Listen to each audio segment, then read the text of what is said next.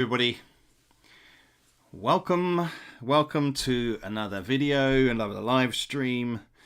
Let me get the chat up, just take a second.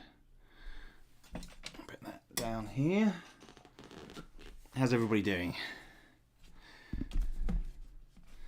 Happy New Year. Right, just see. Happy New Year.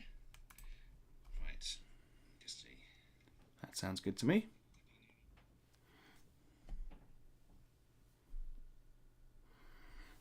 Let's get this plugged in. Talaha! Testing. Mark, good to see you. Jeff. Hey guys. Oh. How are we all doing? Happy New Year. Robert, good to see you. 2025. Hello David, how you doing? Happy New Year, you lovely people.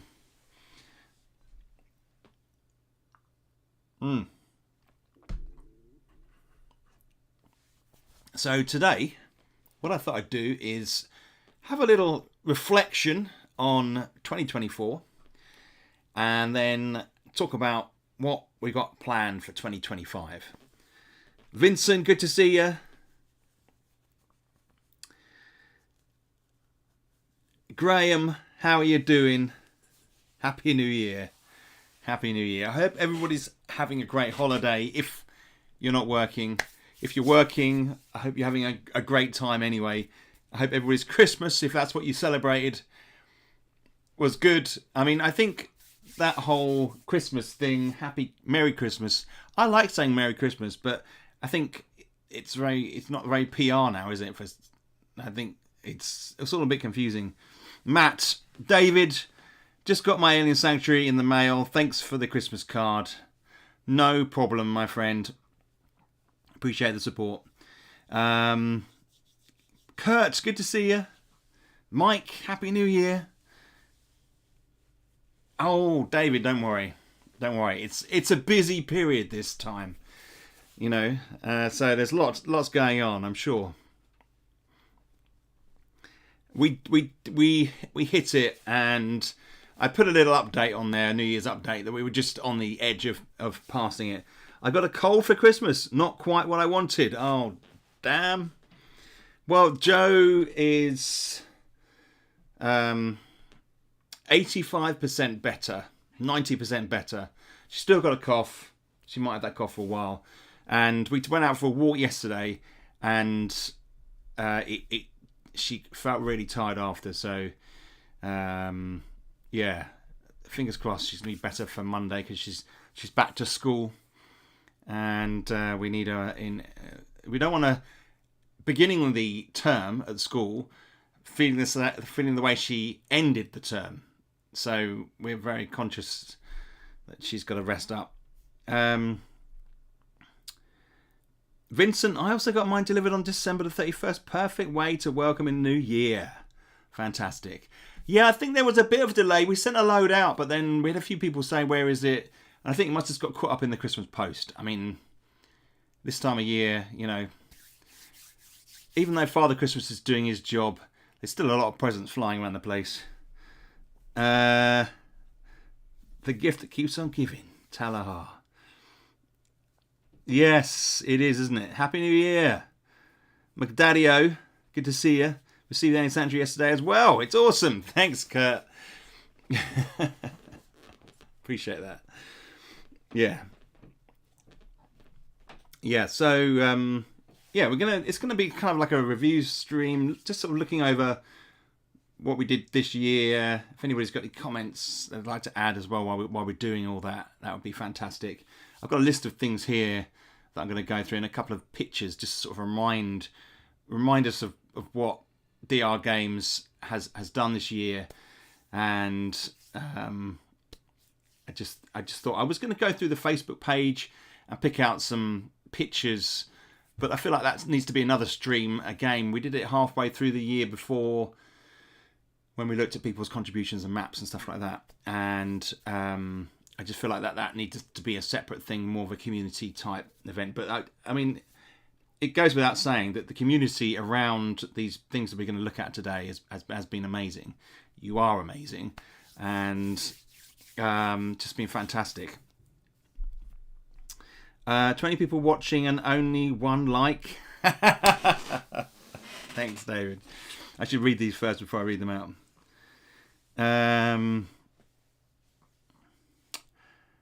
The like. Yes, that could be it.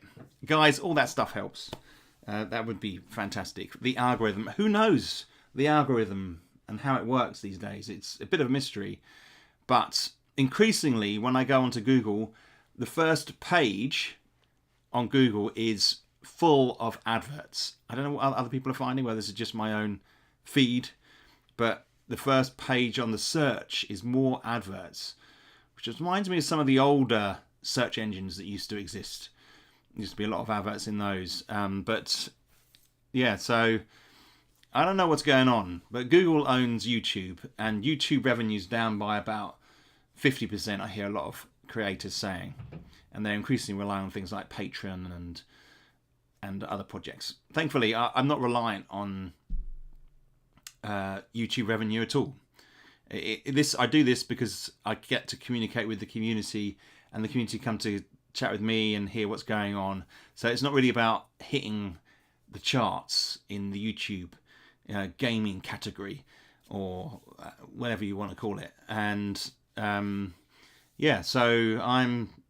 This is more of an informational. It's more of a way of just spreading the word a bit in amongst the people that are interested. So that's good. Happy New Year from AZZ. John, what is that? What is AZ from? Is that meant to be Australia, or is that Arizona? I forget. Oh, is that New Zealand? You just completely thrown me there. I've just completely forgotten. You probably told me before. But yeah. So, but it's really sad because there are some channels which are sort of winding down a little bit, or changing their pattern. For example, one of our beloved Brisbane, of course, I remember now. But I love Brisbane. It's one of my favourite places in the world. And yeah, so for example, I know that Jim at Tabletop Engineer is doing seasons now. So so he can spread it out. But because basically he's finding that the other parts of his businesses are bringing in more money than, say, YouTube. So thank heavens he's still going to be there, because I was starting to worry that he was going to stop making videos. But he's not. He's doing seasons. So Jim at Tabletop Engineer, if you're not following him, get in there. Wish him Happy New Year. Who else? Great DM, is it? Great DM, who does. I had an interview with on his channel a month back. He's ending his he's not really focusing on his DM channel anymore. He's doing some other stuff. And I think that it's tough out there for creators. I'm just really thankful that, mine operates through the Kickstarter and game releases rather than relying on numbers on my YouTube videos. But, so fantastic. I mean, that's a little bit of a reflection on 2024, really, isn't it? And how that environment is changing. Prestige P, how are you doing, my friend? Good to see you. Happy New Year. Happy New Year. Yeah, so it has been one hell of a year. One hell of a year. I mean, I've come out this year come out of 2024 feeling elated in some respects, like the business and what we do with 2D6 brand has been amazing, and you guys are absolutely amazing. And then I also find myself increasingly feeling like it's probably quite good time to be working from home and not being exposed to some of what's going on in the world on a daily basis, to see how it's affecting people, which is a bit of head in the sand type stuff. But yeah, I'm kind of, I have a sanctuary here which kind of protects me from some of the stuff that's going on. You know, is the results of the overload on YouTube creator content? Yeah, so much content and not enough time. Yeah, it's a really good point. It's a really, is it the result of overload? I think so, but I also think a lot of YouTube channels that are starting, they don't seem to last very long. You know, I find new content, or I find content dropping off because people are discouraged because they're just not getting the numbers. And I think YouTube is, I've heard people say, and this isn't from YouTube's mouth, that then they want to try and push the bigger channels. You know, I don't know. I don't know what's going on. I don't know what's going on. If anybody said to me that they're going to start a YouTube channel, I just because I watch it all the time and I'm listening to what people are saying, and I've done this sort of thing in the past myself, I'd say you have to be very brave. I think you need to use YouTube as a way of supplementing something that you do as a video tool. I mean, I do think that you're right, there's a saturation, but I also think that I don't think YouTube feels it can make as much money from the smaller YouTube channels as it does with the bigger ones, where more people are watching. So those adverts are more valuable. I mean, that's kind of how I see it. Graham, thank you. 2024 was the year I discovered 2D6, so a great year. Thank you, Graham. We are delighted to have you on board, and I love the picture that you sent through. That was awesome of your creature. We'll talk about the competition later, but just a little heads up on that one. I'm gonna expand that another week until next week, and I'm gonna go over it again and talk about the competition later. We've had some good entries, but I think we'll have some more, so we'll get some more coming in, and we'll give more people a chance to enter, but also sort of spread the awareness a little bit. Talaha says the same. Thank you. Probably goes in cycles, Jeff says. Well, I tend to agree, but I think that the cycles, I don't know, things come round, but I think with this one, it's going to be a hard one to because it's just, as you say, there's so much stuff, there's so much content, but yet I think it's the attitude of YouTube and Google that is changing and evolving, and I think that it's had to change because I think COVID brought on a lot of channels, which is quite a while ago now. I mean, we established DR Games in 2019 as a kind of the name of the game. Well, the mother company itself has been going for much longer. DR Games was founded in 2019. I suddenly thought to myself, well, that's 6 years ago now. That seems crazy to me that COVID was 6 years ago, although it obviously lasted a couple of years. I just feel like, you know, we're going post-COVID now, and we're seeing a very different landscape. I feel like we're seeing a change in attitude towards media and how the owners of the media control it. You know, and I can't really say specifics. It's just I'm always in it. I'm always around it, and it does feel different. It feels like a lot of creators are struggling to make money, and it does mean that those ones that haven't got the business sense and are doing it as a hobby maybe are suffering a little bit, and maybe they don't look at other outlets. Felicia. Hi Toby, everybody. Happy New Year. I just received Ice Tea Realm and Layers on the bus the other days.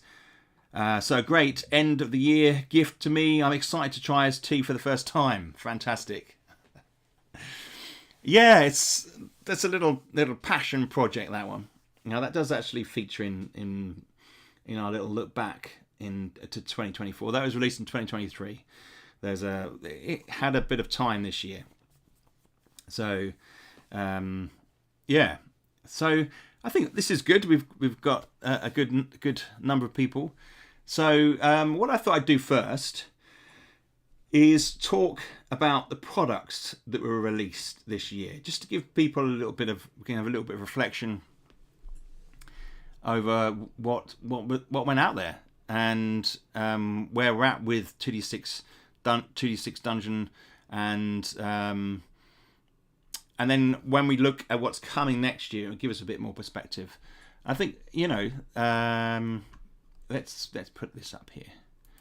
So the first product, the first thing actually people could get their hands on was the Blood Ritual event card, and this kind of kicked off a trend of these cards. So there are going to be a number of these that can be collected and implemented into your games, and we know the Blood Ritual was the first one, and then the Frost Infection, which we'll briefly see,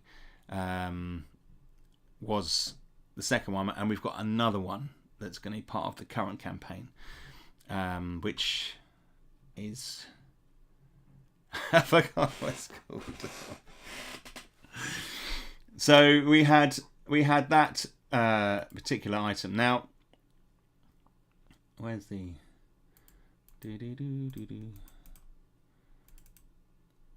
hang on. The Frost Infection. Bear with me. Okay. So we had IST was released in 2023, but in 2024 we had the first physical copy of IST printed. Now that was because we wanted to take it to UK Games Expo, and it went down very well. We sold quite a few copies there, and that's because it's a small publication. It's this size. It's a pocket-size publication, and I was thinking, that this may be a trend that I follow in the coming years. That I produce some more pocket-size games. That although they're pocket-size, they pack a lot of a punch. Nick, good to see you, my friend. Happy New Year. So I kind of felt like I put this in because for the future, I think we're going to see more of this type of size of game. Now, although it is pocket size, it took quite a while to develop, and the team, Jeff Diddle has helped out a huge deal with this, and there is in the plan. I'm going to be talking about it afterwards for the next year. We are going to have a new expansion. Love IST, and so do all those I've given them to. Awesome. But that is very much something that I'm interested in. This is part of the reflection for me. This is why I think looking back is a good thing, because you can see, right, can we take that trend on? Can we develop it? Is this a concept that fits well within the company? So we had IST. So that was, although released in 2023, it was very much a making it physical gave it something more. It made me realise that this actually is quite a nice format. So so that was IST, and then of course the year has largely been focused on 2D6 Realm. So we've had a yes, you're not wrong actually, Nick. That's a really good idea. So not last year, but the year before, we did some game design sessions where I was talking about game design, and the videos on the YouTube channel, and we did a Yule log farming simulator. I'd sort of designed quite a bit of it, and just because we were in the middle of other stuff as well, I didn't get around to finishing that one, as with quite a few of the sort of design stage games I have. Came here because IST stayed for the lovely folks and that fun.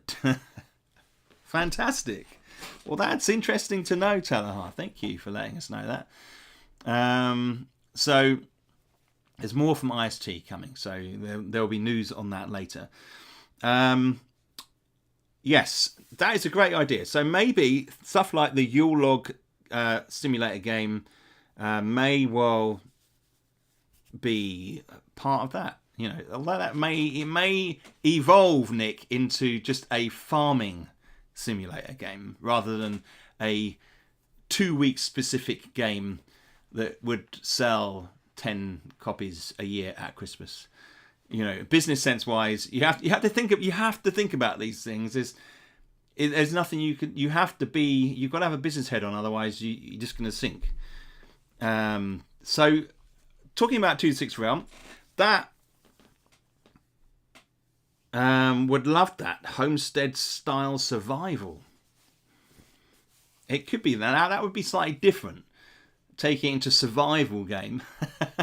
The survival thing slightly that brings in another element to it, doesn't it? And that kind of brings it into the rad zone territory. Any chance of more rad zone? Well, there is. Well, I'm hoping. I've talked briefly about that.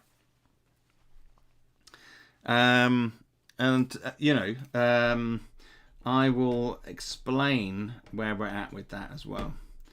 I'm going to put that. That wasn't on my list, but it is there. I'm always looking at it. Okay, so 2-6 Realm. I think it's important to point out at this stage, 2-6 Realm took longer than I thought it would.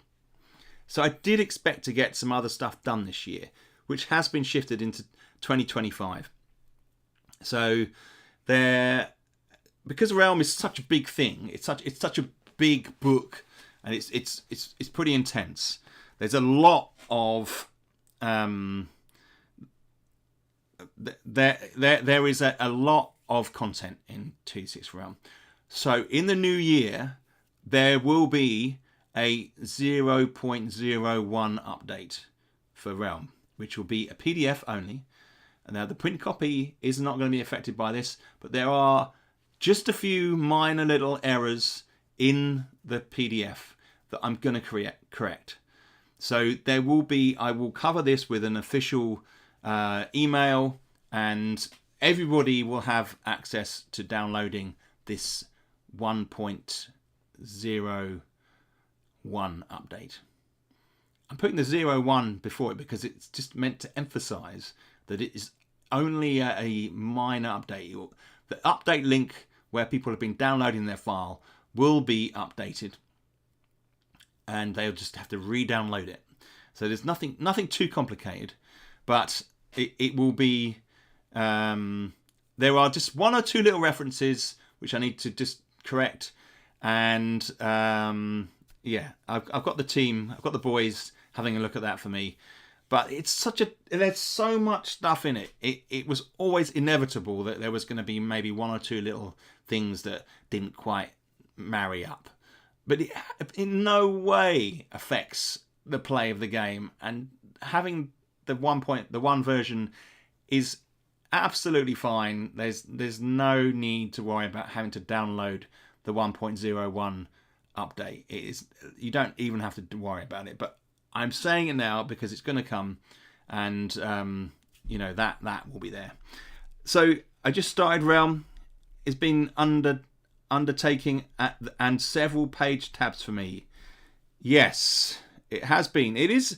Hey, this game is more complicated. Realm is more complicated than the game that it expands. I'm afraid it is, because the nature of creating an overland game is much more demanding than the randomness of Overland is much more demanding than, say, just like a series of rooms. You know, you're in a much more kind of more expansive area. But let me tell you, if you get that game going, it is so rewarding. Now I know I can say that, but there's so much content, and you see some of the great maps people make, and if you can just bear with it. I mean, you can watch Thomas at Tabletop Games.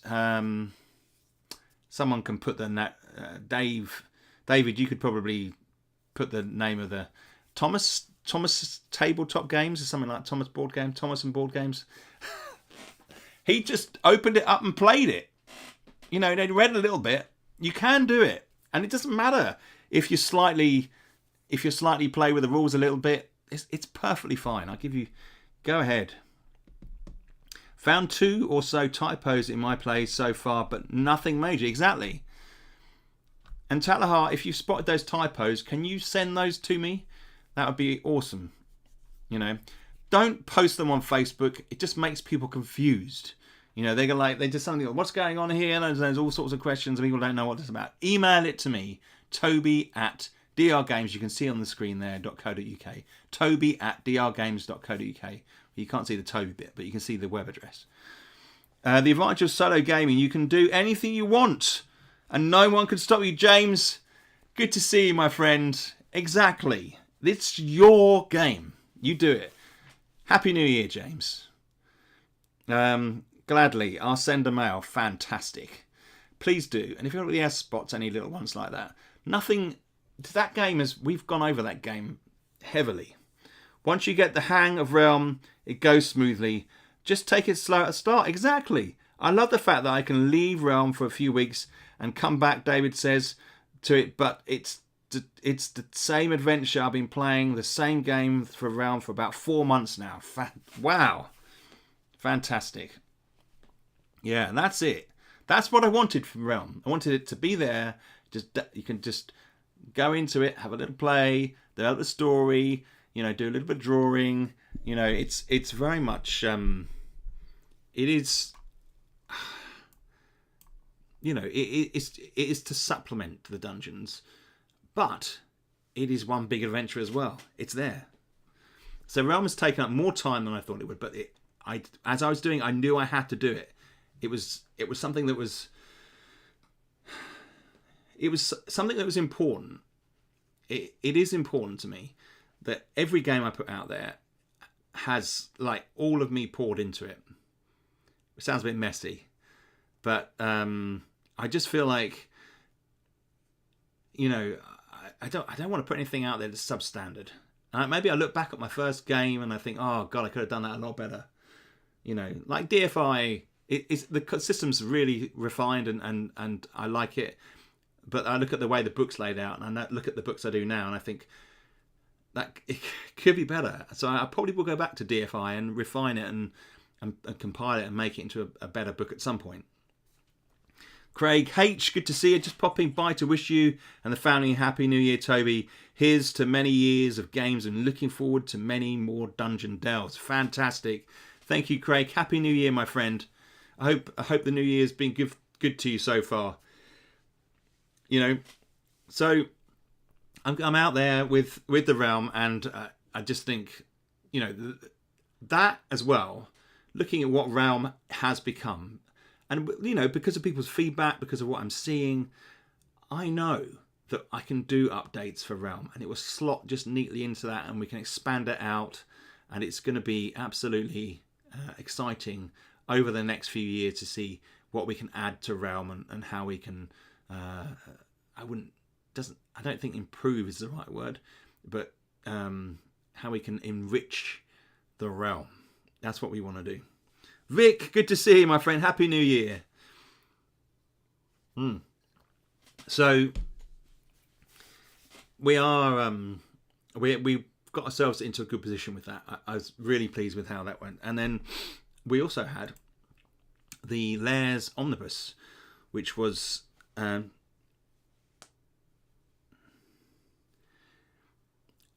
David says, DFI, what's an awesome find for me this year. I've spent a lot of time with it while working graveyard shifts, probably more than one should. Fantastic, David. It's I know it's good. There's a certain addictive quality to it. It's bizarre. There's something very solitaire about DFI that I'm very pleased with. So Dungeons, Adrian, good to see you. Hi Toby, everyone. Sorry I'm late. Can you start over again? Well, you haven't actually missed that much, really, Adrian. Guys, check out Dungeons and Dyslexia channel. Adrian's fantastic. I've been watching some of his New Year's best games videos. So, awesome stuff. You're late. James says, I got started with DFI. Haven't played it in quite a while, but I certainly liked it. Joined the Patreon for it too. Oh, yes. Well, I need to have a... And James, you're right to bring that up, actually. There is a small Patreon page for DFI, but I haven't posted anything on there for a few months now. It's just that I've been so busy.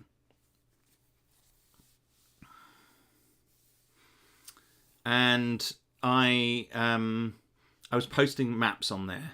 So I need to decide what I want to do with it. So I will. We will come up with a plan. And so that's fantastic.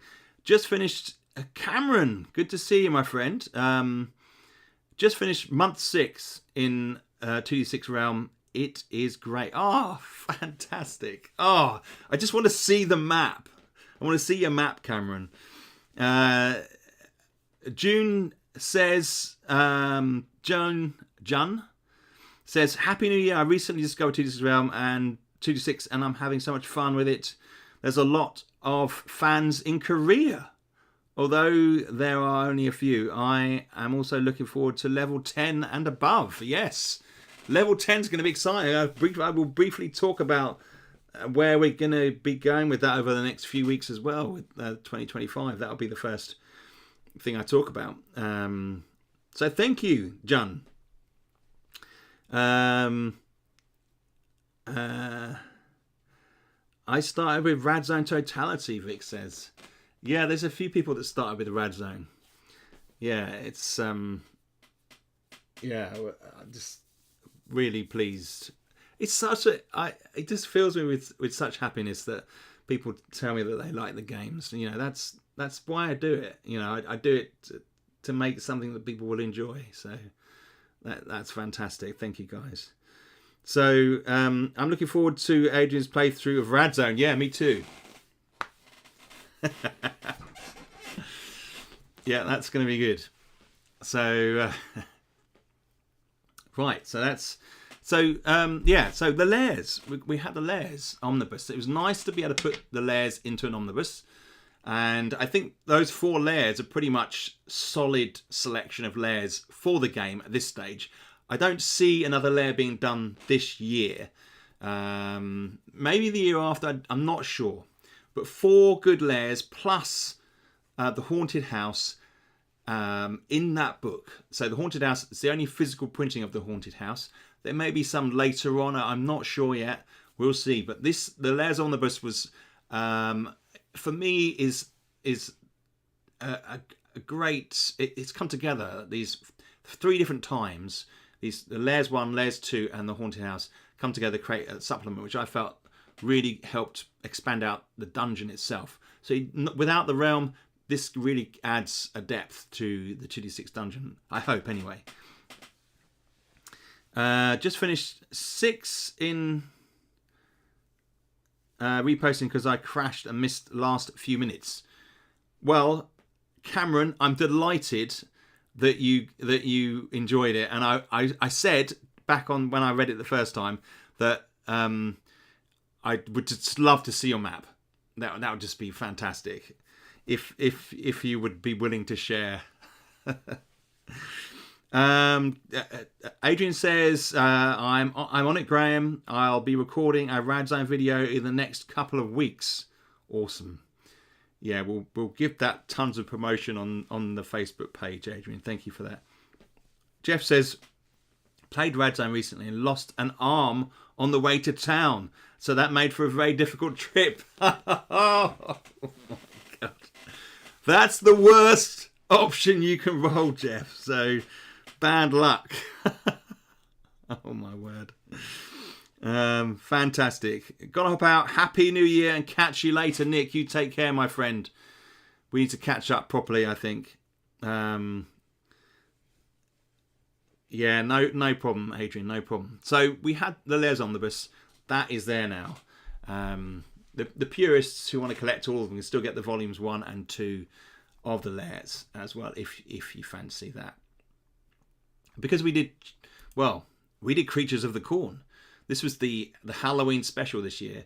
So we've got the Haunted House from the previous year, and now this year, last year, from the previous year, last year, 2024, Creatures of the Corn, inspired by Children of the Corn, the film, classic horror film. And yeah, it's something a bit different. I tried to create something that was different. Now, this is available as a digital format only. But again, this, I think, highlights, I think that for me, Halloween is a special time when it comes to role-playing and gaming. I think you can extract a whole series of different types of creature and storyline, and just throw them into your games, and everybody kind of loves to embrace it, you know. And so we have the creatures, and there will be another one next year. I think someone suggested a graveyard or a tomb, so we will see. It may be something along those, something a bit more traditional. This one was a bit left field, maybe a bit 70s in origin, but I was fine with that. I just went for it. And so hopefully people have enjoyed Creatures of the Corn. That's digital. And yeah, so we've had, from that point of view, we've had quite a few. We've had the 3 2d6 products added to the world. So let's move on a little bit from 2d6 dungeon, and we had Alien Sanctuary appeared. So this was the Mummy, possibly, maybe some kind of temple. It's definitely something to think about. Deb, how you doing? Good to see you. So we had Alien Sanctuary was released. That was released in digital was released in November. So we funded it. We done some development over the last couple of years on Alien Sanctuary. And this basically was my sci-fi game for the year. It looks like maybe I'm doing a sci-fi game each year around the 2d6 fantasy stuff. We'll talk about next year's this year's sci-fi game. What is the system of Alien? Cameron, good question. So this is a standalone game. Seal comes in. I love how you're doing, Seal. I love the 2d6 system and wait for the sci-fi thing. Yes, I'll be talking about that later. Daniel, just wanted to say thank you for sending out the physical copies of 2d6 Dungeon out to me. I received them today. I'm very impressed with the packaging. We'll have great fun. Thank you, Daniel. Daniel, you're an awesome dude. I like your thinking, and, you know, thank you for being understanding regarding that request the other day.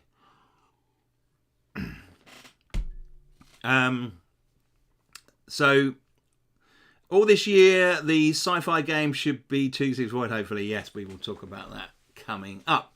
So, Alien Sanctuary basically is you run a sanctuary where aliens come and you have to look after them and get their health back up, and then they're returned through the Stargate, the system gate, to their planet, which is being colonized by humans. Oh, fantastic! Thank you, David. Yeah, Jake Abington. He does a lot of very sort of quick illustrations for me. He's a good guy.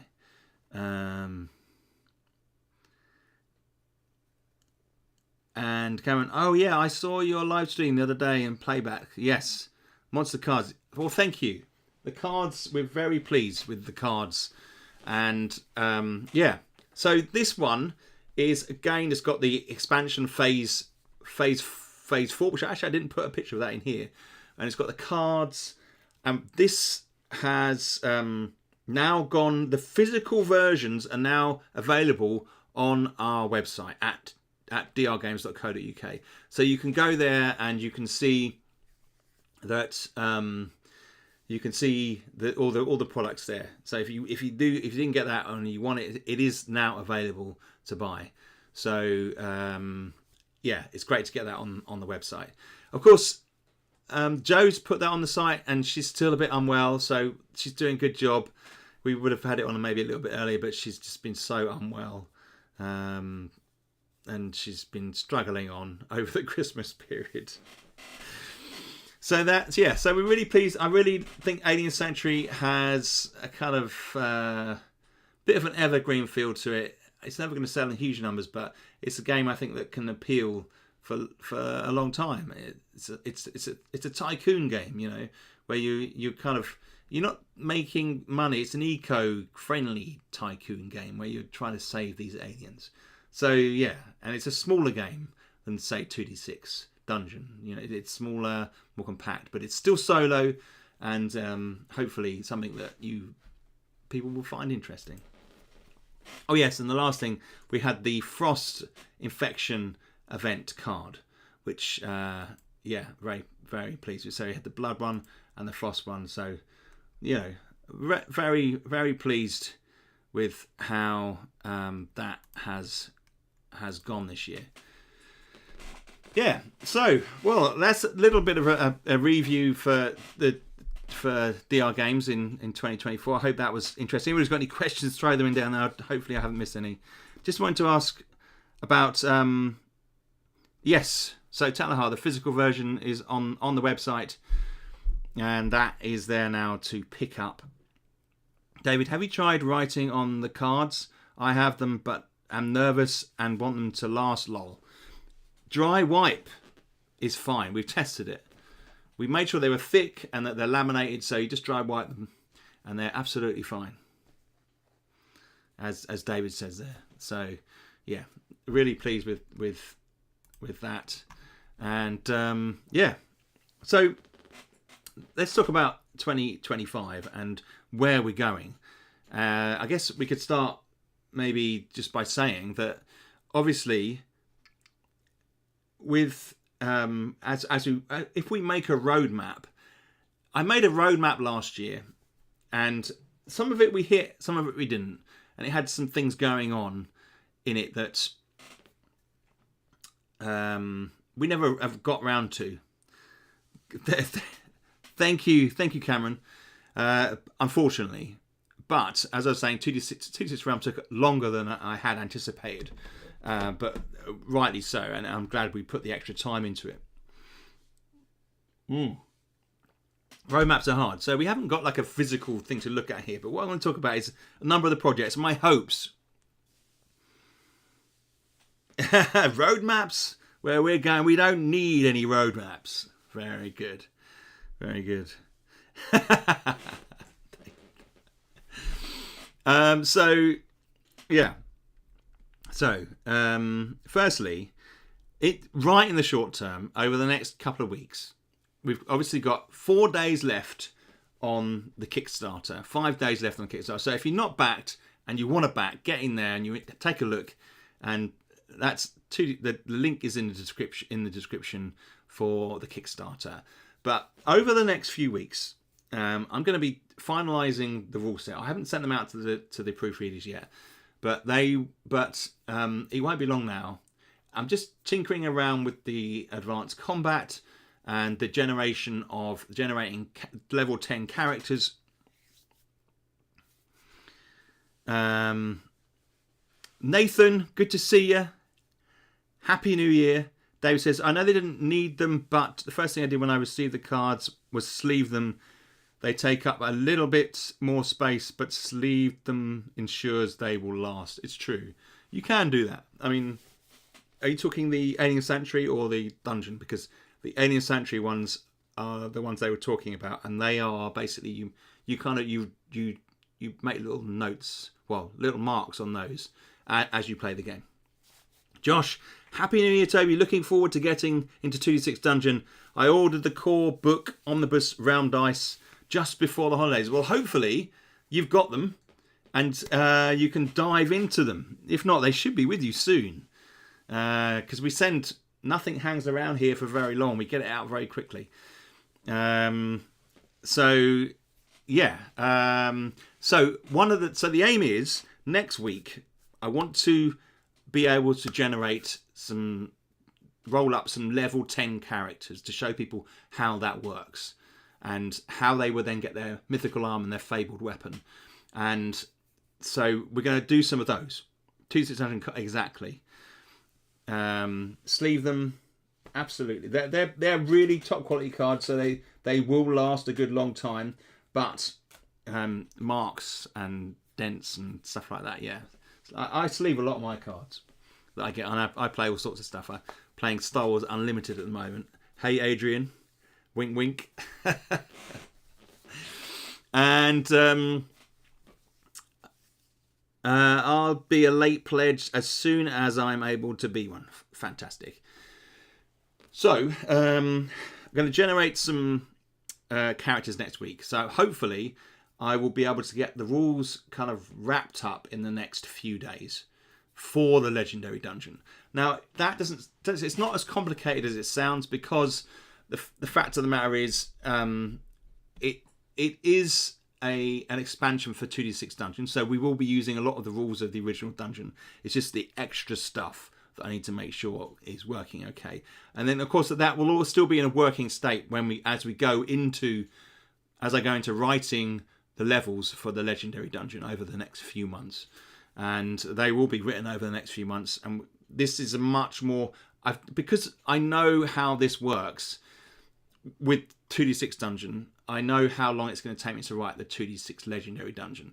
So we will have this all ready, and we will have this printed to be sent out in the summer, as we've predicted, as we've said on the Kickstarter page. So I have total confidence in being able to do that, and you can quote me back here if you want to. Josh, maybe in the next few weeks,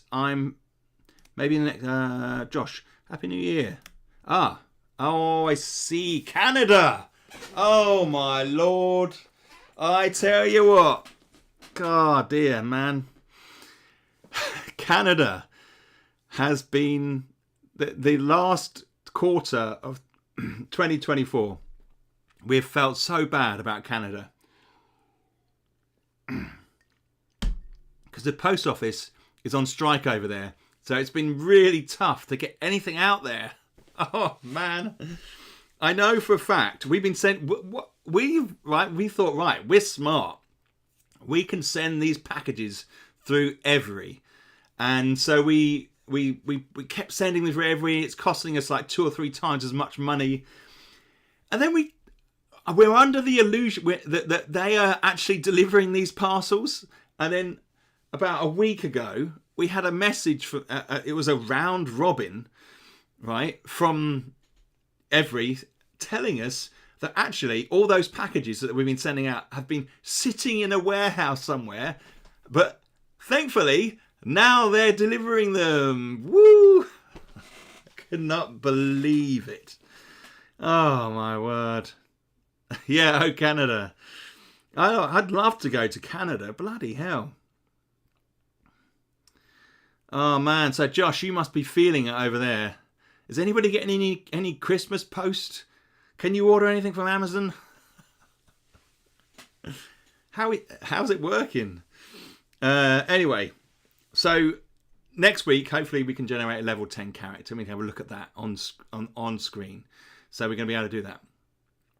And secondly, the week after that, hopefully we'll be able to, maybe the week after or the week after that, we may be able to look at creating a companion, because that's another rule set that I want to get nailed so I can understand how it works, and whether it's going to fit in with the system, because I want to be able to create a companion now that we can use in 2d6 Dungeon, and you can try that out. So we're going to have the testers. That'll be the first thing the testers really get to grips with, as well as generating some level 10 characters.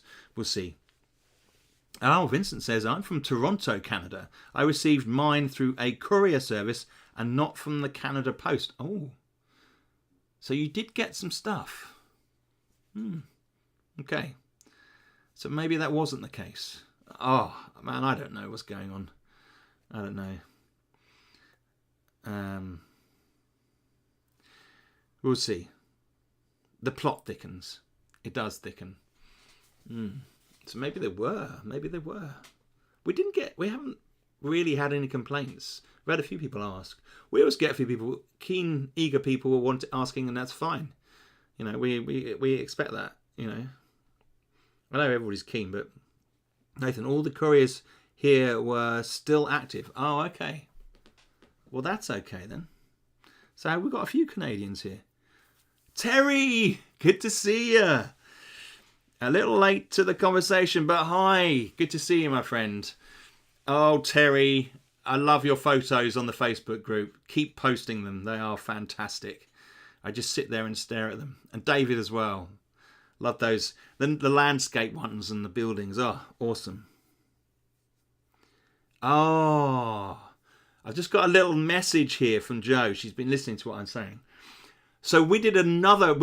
Joe was cleverer than I was. So Joe thought, right, we need another courier who could do this. So she's used a second courier, and apparently she tells me that they maybe got through. So yeah, she's the brains of the team.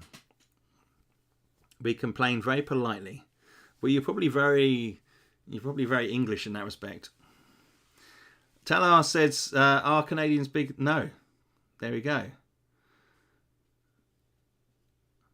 Yeah. No, I mean well, Toby, she is your better half. After all, indeed, she is my better half. I often call her my better half. I base my time frame off those who post in the Facebook group. Lol, tends to be pretty accurate estimate. It takes virtually exactly 10 days for products to get to America from here.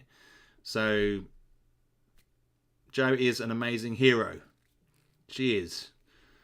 Way to go, Joe. Thank you.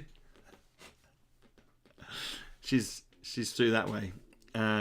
She said thank you. She's still got a bit of a croaky voice. And so on the streams, once we get into those streams, then I'm going to be doing more Legendary Dungeon content. It's a little tricky to do it at the time of the campaign. Although we have looked at some of the development of the game and some of the new combat system, it's almost I'm trying to focus maybe a bit more on getting the campaign out there during this period. But then once the campaign finishes, you just complete everything else locks down and we just focus. Although we're focusing on that project, it's important for people to realise that as a business, you don't just work on one project. So it's like 75% of my time is focused on 2d6 Legendary Dungeon, and then the rest of my time it gets kind of spread out over lots of other little things, bits and pieces, some of which we will talk about now coming up. So I've talked briefly about the Legendary Dungeon and how we're gonna that's going to be done for the summer. Definitely done for the summer. But then in 2025 we are going to have 2d6 Void. So that is the sci-fi version of 2d6 Dungeon, and it's set on a big space hulk, and it's going to be the 10 levels like the dungeon in 2d6 Dungeon, and there's going to be a whole bunch of new rules, but the combat system is going to be based around the system we have already, because that is what the 2d6 Dungeon is about. 2d6 brand in a sense. Traveling with Todd. Happy New Year, my friend. Toby, can we design and post creatures on Board Game Geek using the resources from the website? I have a new kind of zombie to show off. Yes, of course you can. Yes, do. I mean, listen, we have a third-party license on our website, which is on the screen there, drgames.co.uk. I say from time to time, and on there, if you go to games and just scroll down a little bit, there is a section which says third-party license, and it's got all the resources. You may well have seen it based upon what your comment is there, and then you can. I would put it maybe on Drive Through RPG. Maybe if you're doing some monsters, just put the compatibility logo with it, and and say it's designed by you to work with 2D6 Dungeon, and just bang it out there. Or you could just share the creatures in Board Game Geek if you want. It's fine. I'm just so curious how the stretch goals will work. Moving walls, illusionary walls, Talahar. Yep, that is a good point. It's going to be. I talked about it briefly before. They affect individual rooms, not the dungeon. So there will be new rules about within the table. It will be a short description within the table that explains how you adjust the room. Now, the illusionary wall will have conditions upon which you can roll on this table. So it will be, if you've generated quite a bit of the dungeon already, you've created a room, and then there's a space next to that room that is more than 3 by 3, and you can then decide to roll on the illusionary table if you want to. And the wall is illusionary, and there will be effects and side effects that come into it.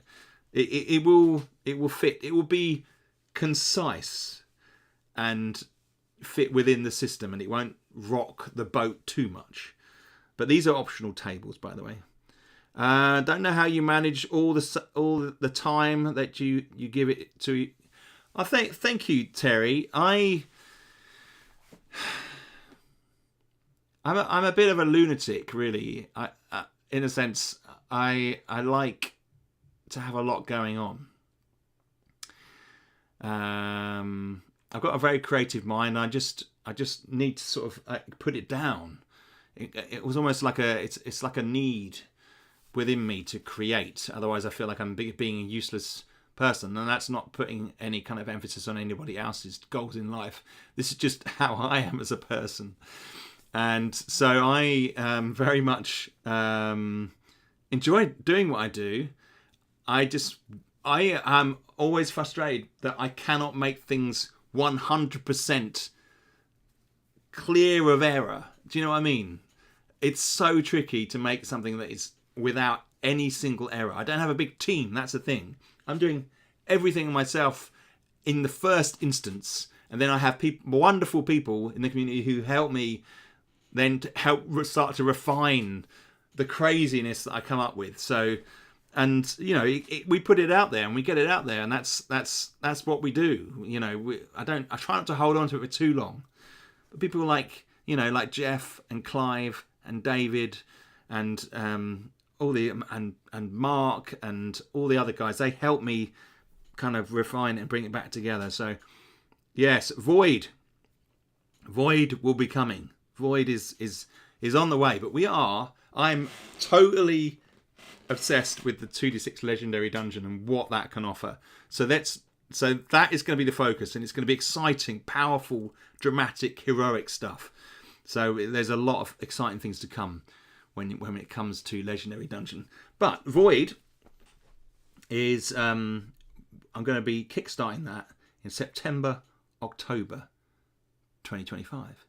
So we've got like half a year. We'll start to build it up. Todd says, I downloaded them and have designed a few creatures. Awesome. Great stuff. We'll put a front page on it and put it up on Kickstarter. You don't have to sell it. You could give it for free, but you could share it there as well. You know, people love this stuff. Every stream someone talks about Rad Zone. Well, fine. I bought the box set. You persuaded. Feel free to sign the box if you. Oh man. David, thank you, my friend. Oh my lord, you are a good guy. Thank you. James, how much tech are you going to use in 2D6 Void? Cyberware, nanotechnology, or are you going campy sci-fi mix?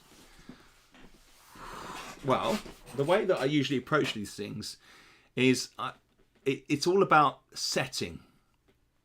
So I will get in there and I will ask myself the question, why is this ship here around a future Corridine? So it's set in the future.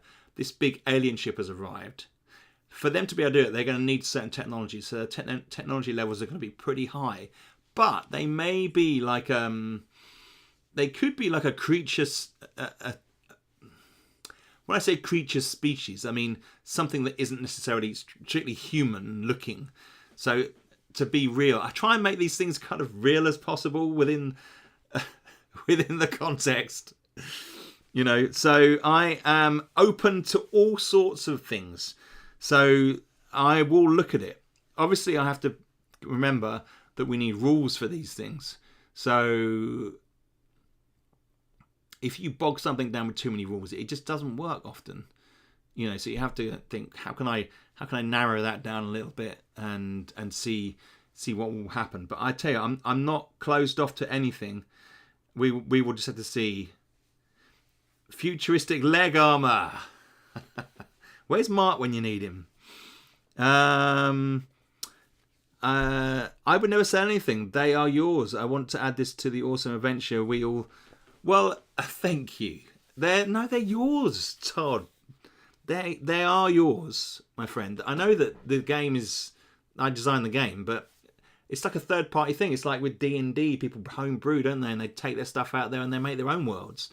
That's they're their worlds, you know, and you know, it's not a question of selling, it's a question of putting on a platform where people can get their hands on it. And by getting their hands on these creature cards, you know, I benefit as well from that. People make stuff for my game. If you want to look at it that way, if you want that sort of angle on it, people will see those cards for free. And they'll be like, oh, what rule set does this work with? And they'll go and buy the rules. So, yeah, you're doing me a favour. Look at it that way. Or you could just look at it as a way of sharing your stuff. Honestly, it doesn't matter.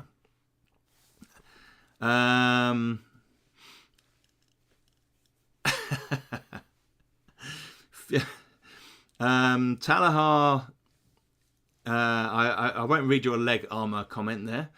Cyber foes confirmed. I'm going to have to come up with some kind of faux creature, aren't I? This is got to be done. It's a thing. I saw it on a book, not one of Toby's. I've got to shoot, Toby. Adrian, thank you for being here, my friend. And we'll catch up with you soon. And yeah, Rad Zone incoming. Looking forward to seeing those videos. Go and check out Adrian's channel, guys. Dungeons and Dyslexia. So that's exciting. So this is 2. So we're going to fulfill on 2d6 legendary dungeon, which kind of creates like a set of 3: 2d6 dungeon, 2d6 realm, and 2d6 legendary dungeon, and that's a kind of a nice triptych of games, if you like, whereby you've got years of playtime. And you can throw in the Layers Omnibus as well, and some of the other stuff. So you've got a really nice range of stuff to play. The year 2026. Now, if you want to really go into the future, I'm going to be doing the big 2d6 dungeon project for that year. Once we've fulfilled 2d6 Void, will be 2d6 goblinoid ancestry, and that ties directly in with the history of the setting. So that's exciting.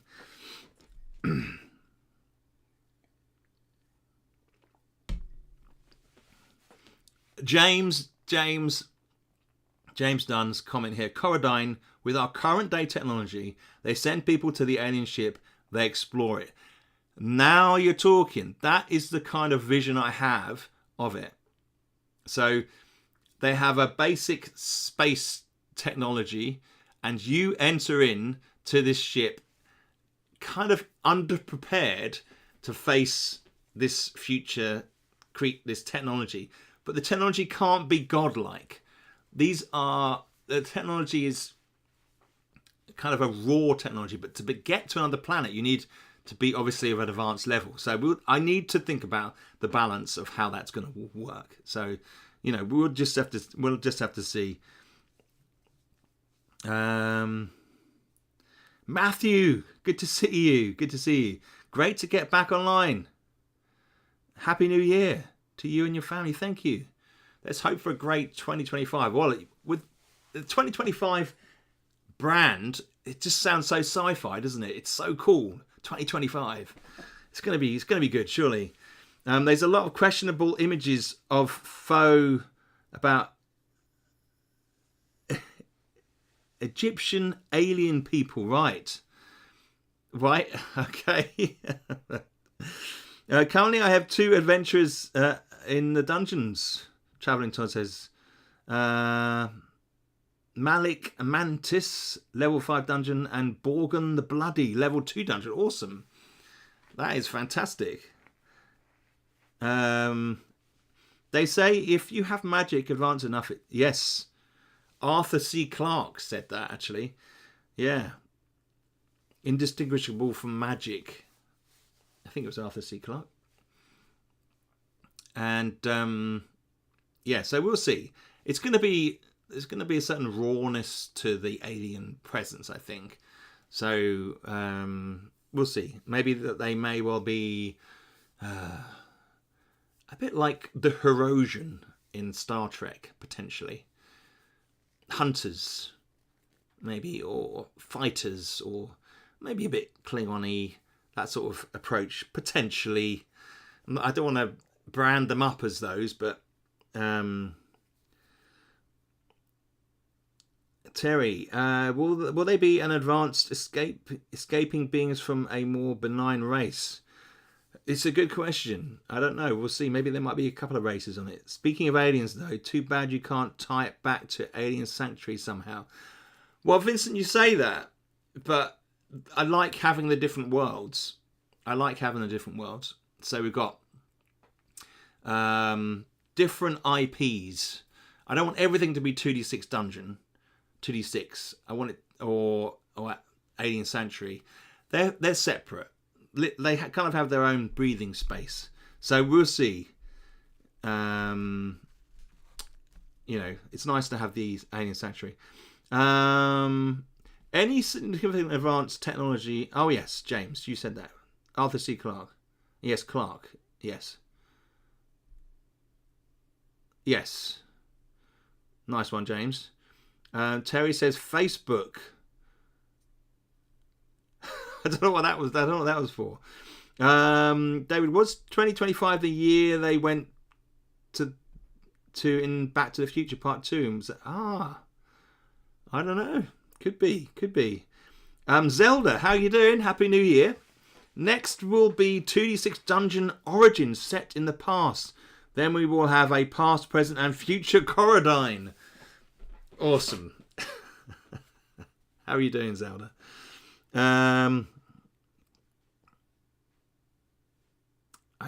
Who have we got here? James, I suggest Rama type ship. Oh man, the Rama books are some of my favourite books. I love the Rama books. Arthur C. Clarke. Oh, they are amazing. Apparently they're making it into a TV series. Arguably you could, maybe that would be an expansion to 2D6 Void. But we're going to have monsters and we're going to have fighting. That's an important part of it. I know that in Rama you have the drones. But I think they're going to be those anyway. So we'll see. One of the things I'm looking forward to using my gameplay sessions as a springboard for telling stories. I'm a writer at heart. Fantastic, Daniel. Well, then you're in the same party as me, because I'm a writer at heart, and hopefully that comes through. The Origins idea is an awesome one. That's absolutely fantastic. As Jeff says. James says, my point was the other saying was backwards, I think.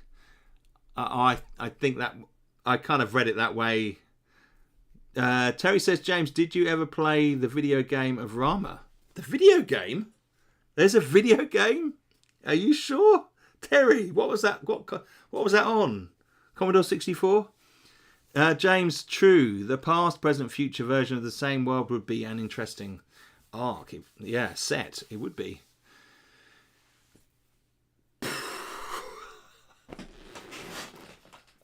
Are you trying to blow my mind?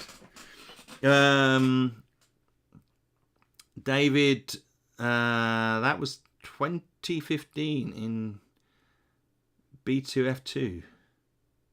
A long time ago. In a distant galaxy. Oh yeah, the adventures in the dungeon and realm are great springboards for writing. Yeah, thanks. Yeah, I had great fun writing my diary of the adventures in my realm. Awesome. I love all that stuff. That's what it's there for. That's why we have these little. That's why they have the tables. They're narratives, and you can build it up. You can add to them. It's like the inventive usage is designed to kind of nurture that side of it. Right. Okay.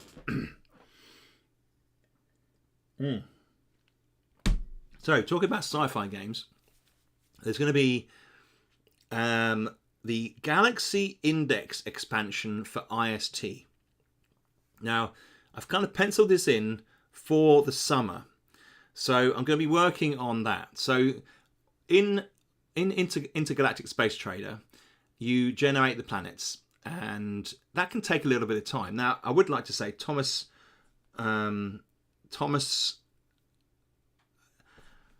David, what is Thomas's YouTube channel? Thomas at Tabletop Games, or Thomas Board Games with Thomas? Board Games with Thomas has done a very handy tool for IST, and he's created a little program. I would check.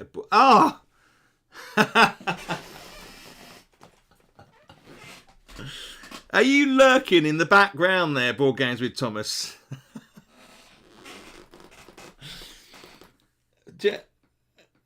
So Thomas has done a very handy little interface that generates the planets. Which is fantastic. Yes.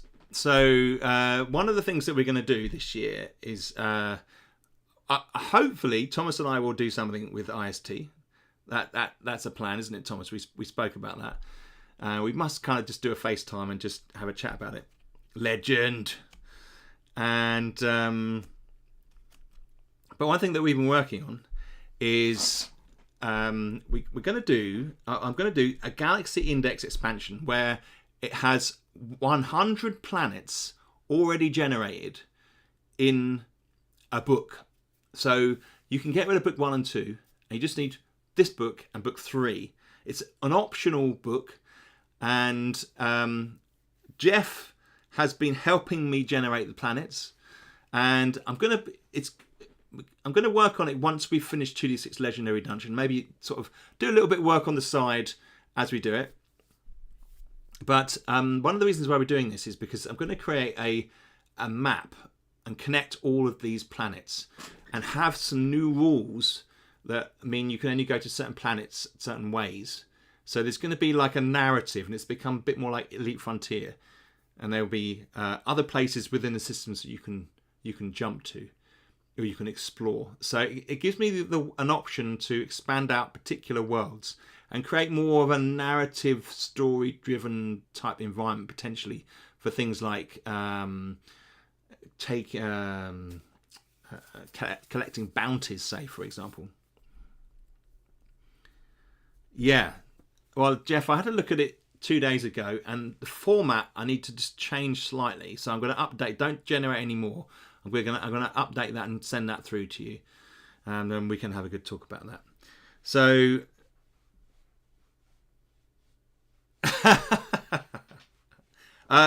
David, don't buy IST, okay?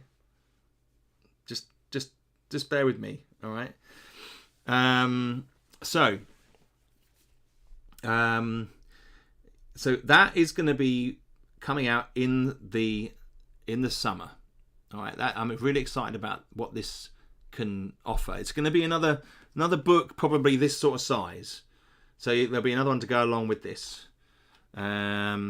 So that's exciting, and I can add things like nebulas and other rogue ships and stuff like that within each system that you have to try and reach potentially. So there's going to be like a passage through to different planets, and there's going to be like a whole a maps section with all the planets listed on it, with little lines connecting them on like a series of pages. You have to sort of go through and find out where you can get to different planets. So that's where that's going. It's a labour of love. It's something that's going on in the background, and it's a bit of a break for me sometimes from writing tables for 2d6 Legendary Dungeon. So that is there. Talahar, I wrote a short list of tables to randomly flavour the IST planets. This planet is famous for screaming birds and salty fruit dishes and such like. Makes identifying the planets easier. Yes, that's part of what this is about. I think the game, the basis for IST, and this is something that Thomas and I may look at as well, is how we can expand out the experience of being at these planets. What maybe there's something further that we could come up with. So we'll have a look at. We're going to have a look at that. And listen, Thomas, if you go and check out one of his videos recently that he did showing off the interface for the planets systems, and you can see that Thomas is fully invested in this system, which is fantastic for me, because then it inspires me as well, and we can take it forward. And I think that there's big things for IST going in the future. So there's this expansion, but then Thomas and I are going to be doing something. So we will get that. There'll be more on that in the new year.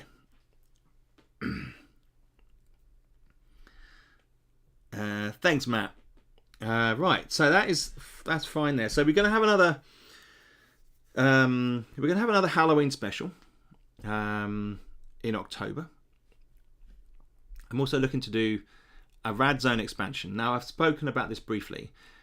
I'm going to do a small expansion, basically where you head out and you see another bunker has been broken into, and you can explore this other bunker from another group of survivors. So it's going to be like the exhibition and expansion, the thin span expansions that come along with it. But that will be coming this year, and I'm going to have it's going to hit, and I'm going to run with it.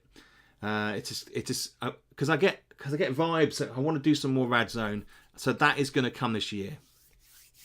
So I'm excited about that one. That is going to be fun to do. And it may not be that bunker. It may be something else. We'll see. But that's kind of where my thought is at. So it'll be a map and some more tables. So there's always that. I'm interested in maybe expanding out the lore a bit about the groups that exist within the Rad Zone world. And so there might be something more with that as well. So that's there. Okay. Now, I know it sounds like a lot, but the IST ones, largely, it's there. I kind of know what I'm doing with it. We've got the Void, which will be the big project.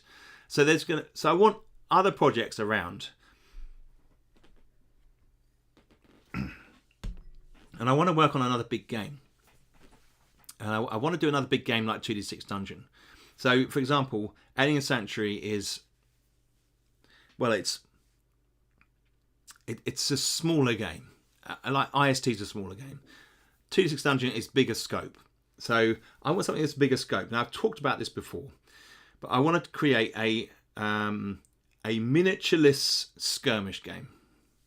You kind of like tables in your games, don't you, Toby? Yes, Talahar. It's important. That's the brand at the moment. That's how it develops. But that's the narrative. It's kind of like there's a heritage to that. Like Warhammer Fantasy Roleplay had some really great tables. Fighting fantasy was sort of lots of turn 2 options, which are kind of like tables, and paragraphs of narrative that you discover, which is what these are. And so I want to work on a miniatureless skirmish game. And how is that going to work? Well, it's going to work because we're going to... I've already been fleshing out a few ideas. It's going to be something that work on in the background. It won't be released this coming year. It'll probably be I'll probably aim to do it in 2026, but there's going to be talk about it. It's going to be something I can sort of work on in the background, and it's basically you get I think we talked about this briefly before.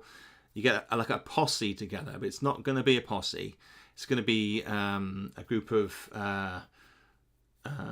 militia. It's going to be more like a militia, and you are assigned.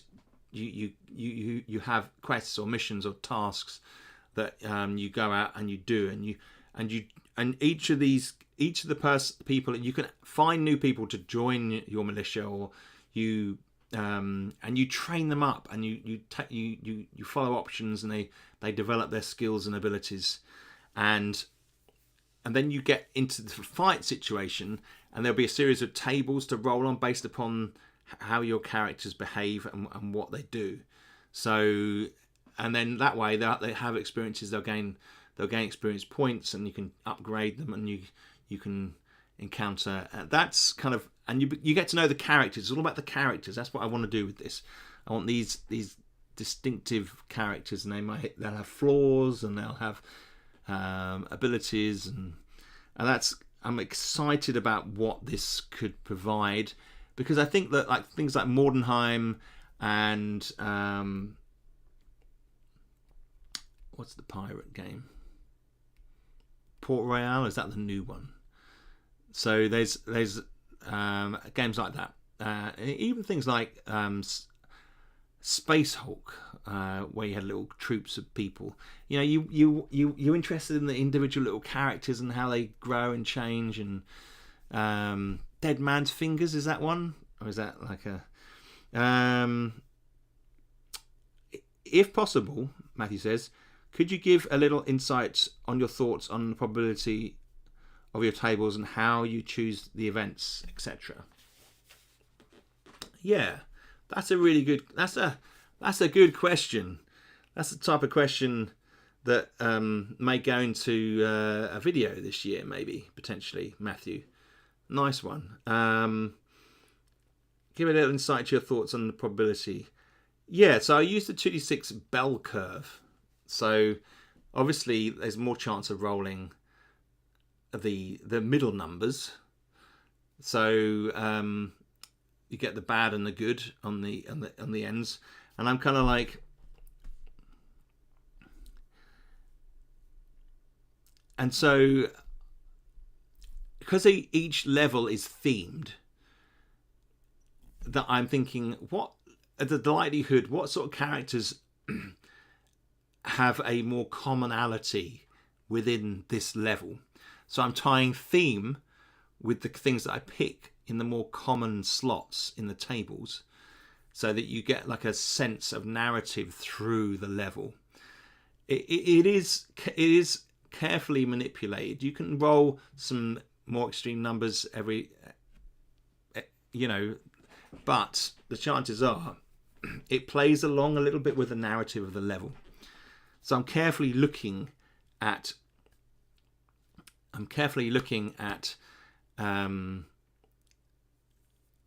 how I can make sure certain things turn up in a level, say, for example. So that's why when people are playing the levels in a dungeon and they find that certain rooms slot together, that's done purposely. They're there because that's part of the culture of that level. They're kind of what you can expect.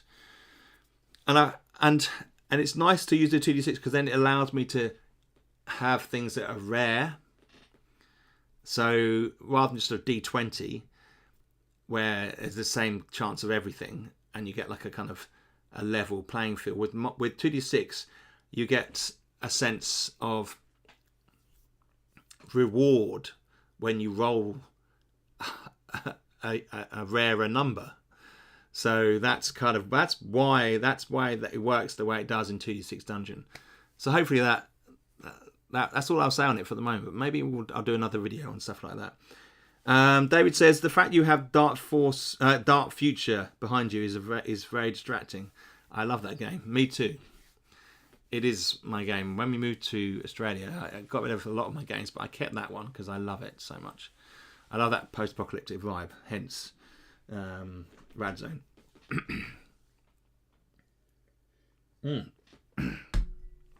So it's the miniatures, and then there's another game. So each year I like to try and do a small game. So like Alien Sanctuary and IST, I kind of, as I was saying, smaller. So the game that I'm going to be working on is called, working title, Wild West Bounty Hunters. So I'm going to be doing I want to tap into the Wild West, the theme. Taz Devil, how are you doing, my friend? Oh man, thank you. Happy New Year. Happy New Year. So this is going to be a smaller game, potentially the A6 size, and it's quite narrative. Talahar, thank you. Yeah, we'll see. This is going to be a game that I'm going to want to play. So as I design all the games I design, I want to play, and I love the Wild West. I grew up on the spaghetti westerns. My dad was obsessed with those, and so they're like a thing. Now, Graham, this is the working title is the Wild West Bounty Hunter. I haven't actually played any. I haven't played any cowboy based game before. So this one's going to involve some research. It's going to be largely digital, I feel. So in a sense, itch.io, drive-through will be on there. As far as a printed product goes, I don't see that happening immediately. It depends on what people say and where it goes. So that's going to be there. I'm going to be playing around with that and seeing what happens and seeing what I can bring. Make it fun.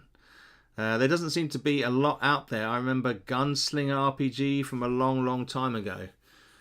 Yeah, I don't know. There's a few skirmish games that I've seen played on certain channels, but not a huge amount. And I basically want something small that you can take, and you're a bounty hunter, and you've got a bounty on someone, and then there's a sequence of narratives that lead to that character, a number of tables maybe and choices to make, and then there's a fight, and that's simple, and you collect your bounty, go back, and that's it basically. I want to do that, and I want to kind of put my take on that and see what we get. I mean, it's I love that whole arena. My favourite pen and paper RPG is Deadlands. That's the one. Adventures in the Weird West with monsters and horrors and magic. Not a setting you see all too often. Well, there's not going to be any. It's going to be a gritty game that is kind of based. I'm doing my research. I'm doing some research, and it's all based on the reality of it, not the glossy Hollywood vision of the Wild West. It is purely going to be as true to the environment as I can make it. So we'll see. We'll just come to see. What about Space Cowboys in the Void Project, Daniel? I don't know about that. I don't know. We'll see. Mark says, I've got a few Old West stuff. Old West Skirmish, Once Upon a Time in the West, Aces and Eights. Nice. Once Upon a Time in the West, of course. Great film. Old West Skirmish. I don't know that one, though. No, I mean, it's... Graham says Deborah's reviewed. I'll have to have a look then. I'll have to have a look. So more like a fistful of dollars, not Shane. Yes, absolutely. More like that gritty side of it. So, it's not going to be one for kids, but it's not going to be horror. So it's going to be gritty reality. And, yeah, I've already got an artist doing some work on it. So I'm excited about that. The only Western games I've seen seem to be part steampunk. Cool, don't get me wrong, but a real Wild West game would be amazing. I have about 200 Westerns uploaded to a non-profit YouTube channel. Wow. David. This is going to be fantastic because it seems like we've got a community with a lot of knowledge. So that's going to be great. We're going to get a lot of really good feedback. The horror of reality, says Talahar. Yeah, well, that is very true. That is very true. So yeah, there will be that, but not horror as in vampires in cowboy boots. So that is, I'm excited about that. And I think as well, on reflection, looking at these, a 2d6 Firefly. I absolutely love Firefly. It's so bad, it's so terrible they didn't make a second season. It's so terrible. So yeah, we've got the Western coming. So that is, I'm going to be dealing with that. I'm excited about that. But I'm going to get the IST expansion done, Galaxy Index expansion, before that really kind of starts to emerge. Although I'm going to be working on it in the background, and when I go to bed at night, I'll be thinking about it. At least they made the Serenity movie. That's very true, Talahar. Very true. Which was great.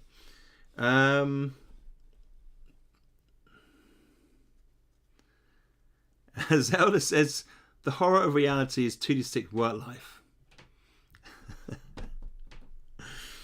Okay, so as I say, there's going to be a definite focus, still focusing on solo player games. Okay,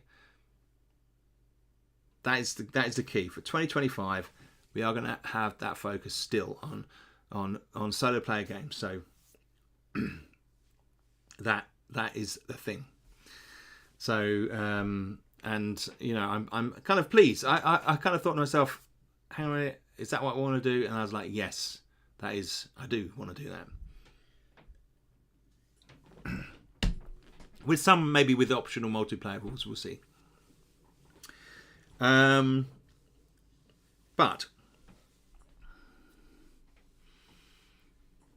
yes, the Oregon Trail and death by dysentery. Yes, of course, that pleasant horror of reality.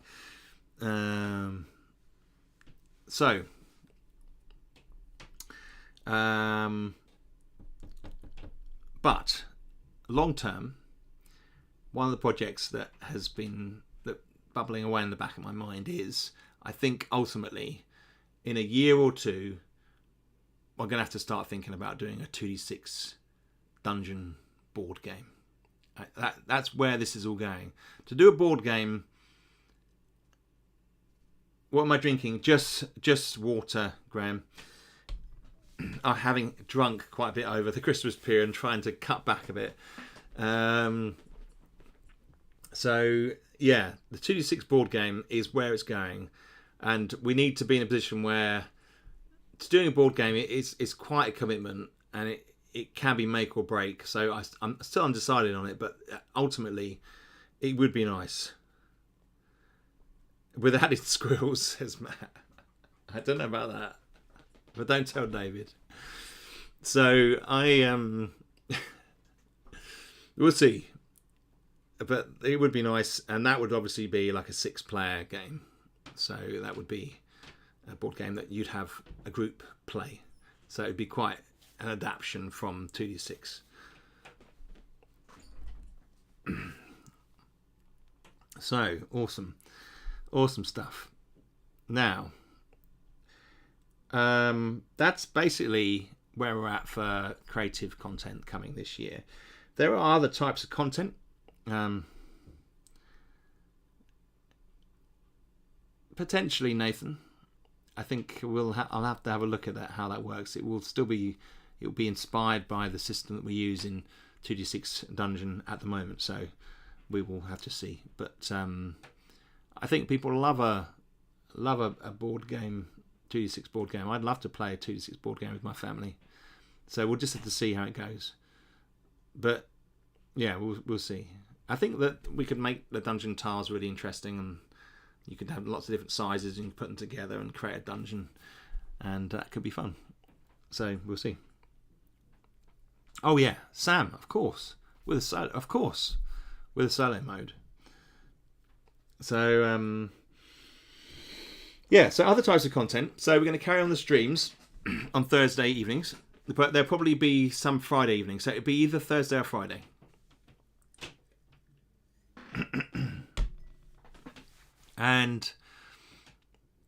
But the new content that I want to create, Blaine, good to see you. Yes, could there possibly be a law book or novel? Definitely. I've been kind of working up some ideas for the novel. I was saying it might be a collection of short stories, so we'll just have to see. That would be wonderful to do. It's a bit indulgent, I feel. I don't know whether there'd be such a call for it. It would be something that maybe I work on when I'm on holiday or something like that. The shift system is inspired. Looking forward to what you could do with it. Thank you, Talahar. Mark says Boot Hill and Six Gun Sound are a couple more. The latter can be played solo. Interesting. Well, yeah, email me those names, Mark. That'll be interesting to sort of have a look at. Although, I don't know, maybe I don't necessarily like to look at other games for the stuff that I'm designing. So we'll see.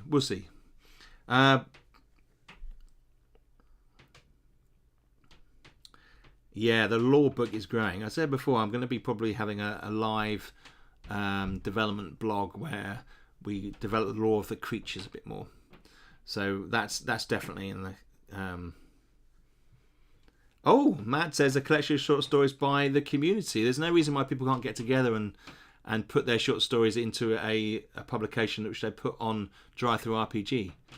It couldn't be something that I could do. The short stories that I would write would be my own. But you know, if people wanted to publish their stories, please go ahead. Boot Hill. Was that the card game? No, it wasn't, was it? Matt, I was just thinking the same, says Matthew.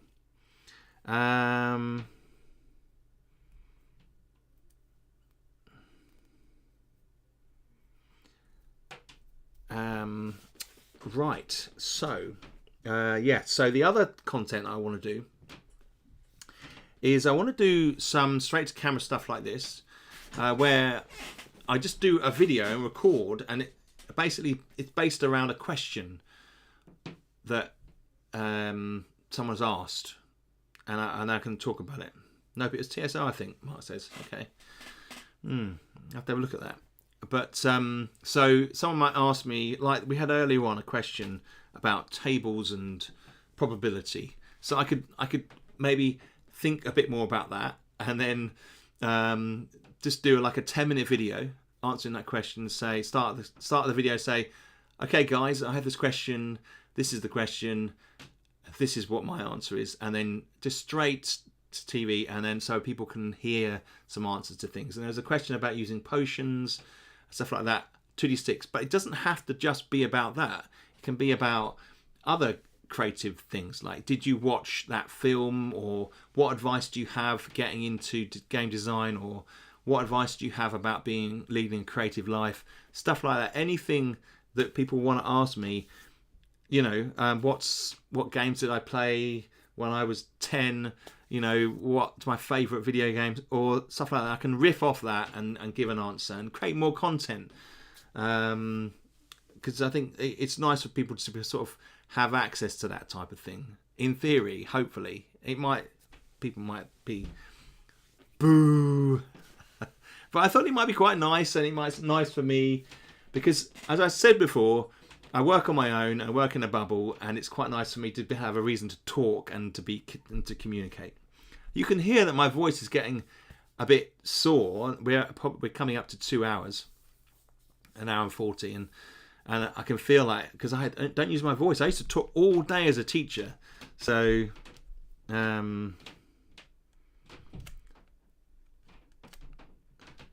Right. Jeff says Boot Hill was an RPG that came out in the 1970s or early 1980s.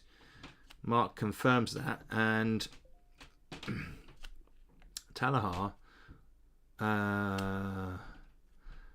Yes. Talahar's talking about the League of Engineers. Yeah, that was an RPG I was thinking of. Gunslinger was the Avalon Hill board game in the early 1980s.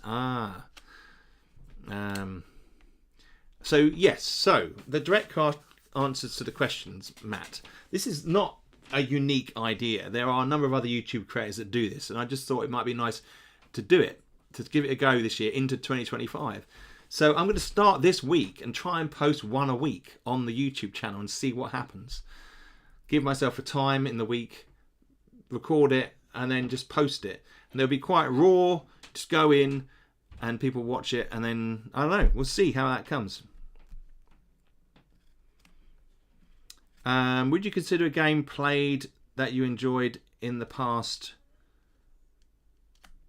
Would you consider a game played that you enjoyed in the past, D, for example? Yeah, simple questions. So if you've got any questions, no point posting them here in this chat.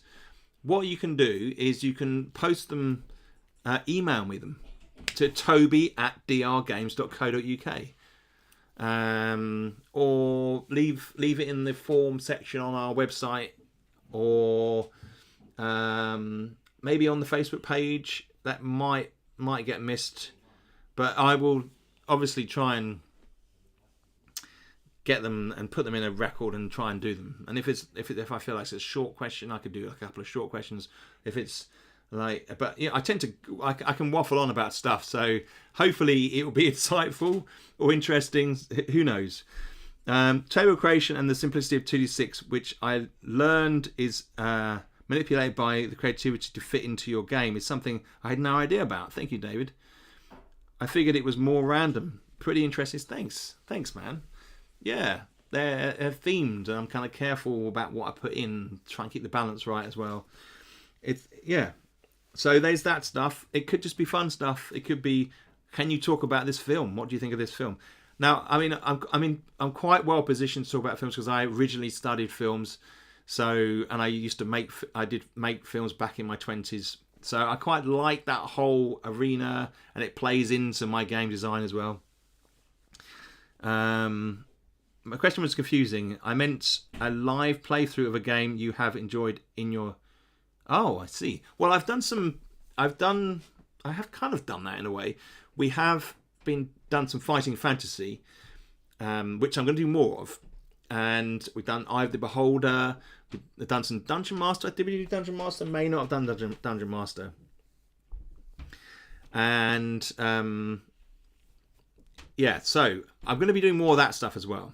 I don't quite know how that's going to fit in, but I do like to jump on a game sometimes, as you guys are probably aware. So Eye of the Beholder we'll probably carry on with, and I may even look at NetHack. I may do some NetHack. We'll see. Maybe some Rogue, something really light like that. Just as a bit of an experiment, a bit of a kind of reference to 2D6 Dungeon. BD, hey, how you doing, my friend? Hey, I've been playing 2D6 Dungeon with my 5-year-old daughter. She loves rolling dice, and we tell stories. Fantastic. Ordered 2D6 Realm just to say thanks for making a beautiful game. Oh, man. Thank you, God. That's really nice.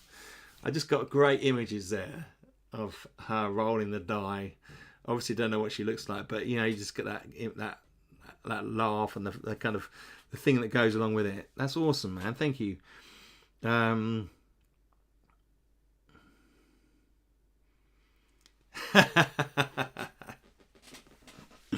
Thanks, David. Jason, hello.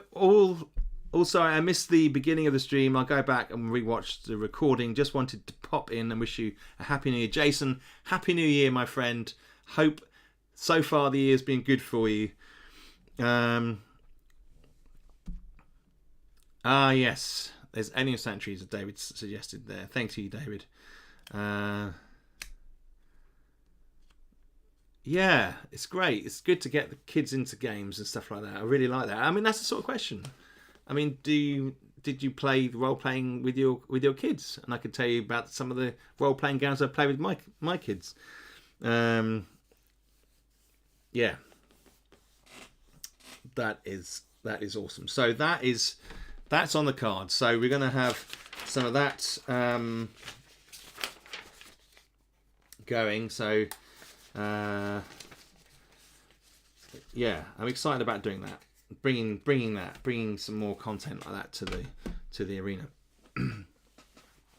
Right, so that's pretty much what I wanted to cover. The last thing I wanted to talk about was the Christmas giveaway.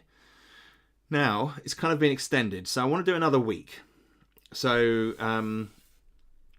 just give more people opportunities. Now this sort of thing is, I've never done this sort of thing before with everybody, so it's kind of brand new. We did do, having said that, that's not strictly true because we did the horror creatures design, didn't we? But we weren't giving away products like this. So just to quickly go over it, there's a competition. We've got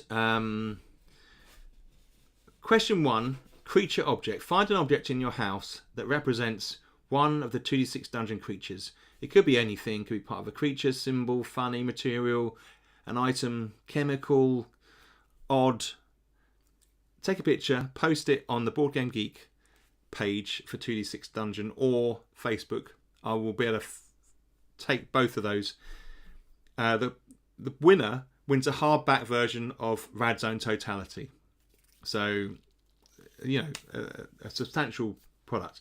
Question 2, if Santa was a creature card in 2d6 Dungeon, what would one of his maneuvers be? These answers should be 2 words, uppercase, have damage descriptions like on the creature cards that we know for 2d6 Dungeon. The winner for that, there's be 3 winners, will win a copy of Trade Nation, the card game. So that's another one of my games. And that'll be sent out. These are sent out to everybody for free. Going on what you said, Jeff, the Santa can be any level. It doesn't matter. It's going to be just interesting to see what people put there. And I know Christmas has passed, but it's still a fun thing. And question 3: draw a creature from 2d6 Dungeon creature cards. This can be funny, simple, strange, detailed, amazing, silly. Just go with it. And scan it, take a picture of it, put it on Facebook or the Board Game Geek forum where we've got the competition page. We've got another week of this, and the winner for that one will win a copy, limited edition, of War Within RPG, which is one of my games also. So there's some DR game stuff to give away. There's more of that about that on the Board Game Geek page for 2d6 Dungeon. Get in there, check it out, and it'd be cool to see some of that stuff if people can. If they want to enter, you don't have to enter. You don't have to answer all questions. You just answer one question. Just go with it. I'm easy. And then I can send some free stuff out to people. Okay. Like to hear about games with your kids.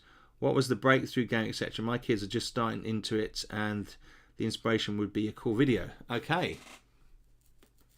That's a really good one, David. Maybe I'll go with that one first. I can't promise that I've got the best answers in the world, but I'd have to have a think about it.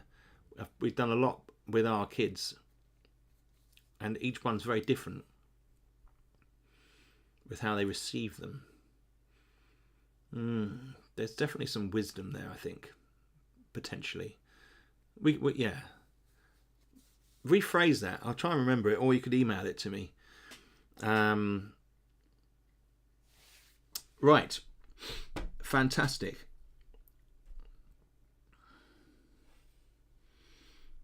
Oh, I put a little thing here. How can you guys help for free?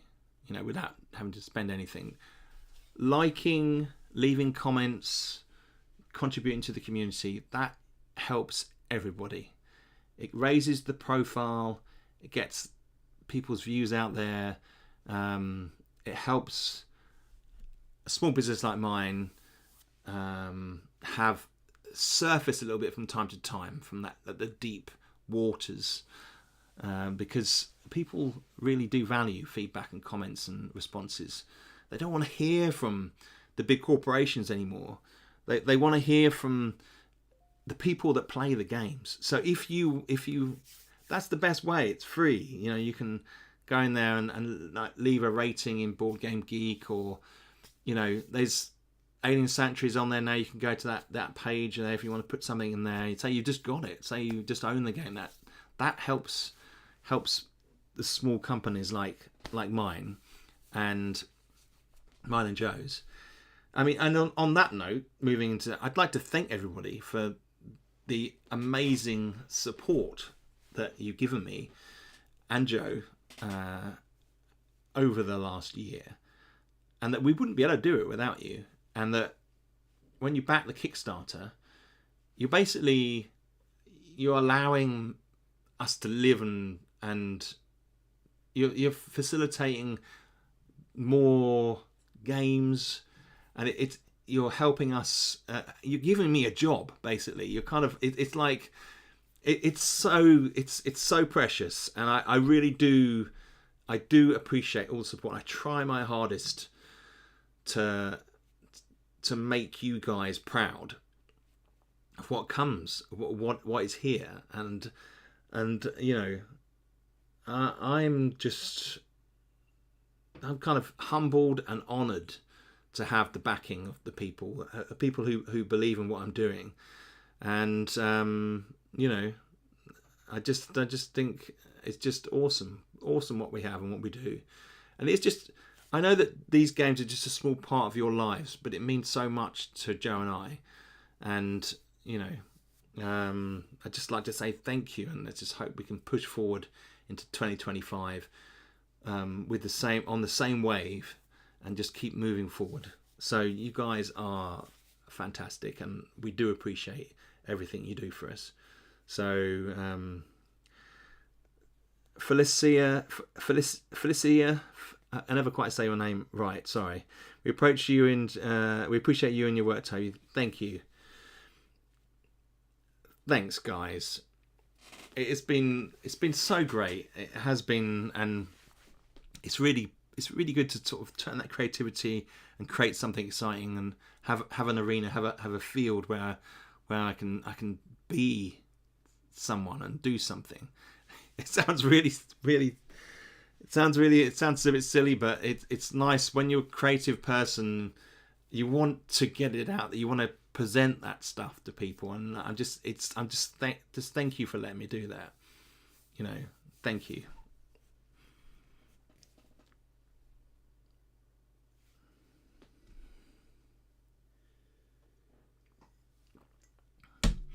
I know that I smile a lot and I laugh a lot. It doesn't mean that I'm not really. I'm a very serious person deep down. I take what I do very seriously. I'm very self-critical. I think you have to be if you're successful as an artist. You have to be very self-critical. Thanks, guys. it means a lot. There we go. I just think that we've got exciting times ahead. Legendary Dungeon is. Thank you, Mark. BD, thanks, man. Thanks, guys. And it is just more stuff coming. We've got exciting times. This is if you tapped into this stream, you're going to be entertained. There's more things coming. So we're keeping it there. Thanks, Vincent. Thanks, Matthew. And I'll be listening to what you're saying as well, guys. Look, I'll be getting stuff out to people to test soon as well. It's probably going to be another week or two before the rules are ready, proofreaders, so they will be coming. Life has thrown a few hurdles recently, with poor Joe being so ill, and there are a few other things. Like Ivy's got a big exam coming up as well, and I'm helping her a bit, and Joe's helping her. We're trying to support our children through tough times. One of the other ones is looking to go to university, and my eldest is going to be starting a new job. So there's all sorts of things going on. There's life's a rich tapestry. Thank you, Deb. Yeah, awesome stuff, guys. So I'm going to leave it there. I'll be doing a video. So what day is it today? It's Thursday. The chances are I'll probably shoot the videos on Monday, and then release them the same day or the Tuesday. So having a bit of a gap. So it'll be Monday, then it'll probably be Thursday or Friday for a stream. So we've got a bit of content, video content coming out each week. So guys, you take care. Thanks for everything you do, and I will catch up with you very soon.